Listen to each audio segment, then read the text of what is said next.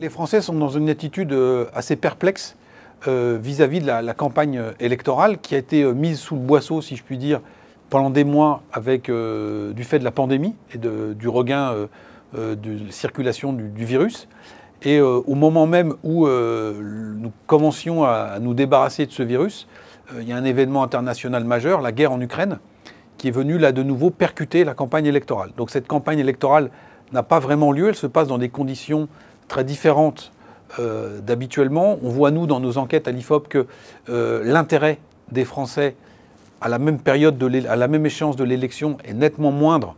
que ce qu'on avait pu mesurer en 2017. Il y a une appétence qui est moins forte. Vous ajoutez à cela le paysage politique qui est en voie de recomposition, c'est-à-dire qu'on n'est plus sur le bon vieil ordonnancement gauche-droite, on est sur un paysage renouvelé, donc un certain nombre d'électeurs ont perdu leur repère. Et dernier élément, qui n'aide pas forcément non plus à susciter de l'intérêt ou du suspense, pour l'heure, et soyons très modestes et prudents, Emmanuel Macron fait la course en tête, il bénéficie d'un réflexe légitimiste dans un contexte de très forte tension internationale.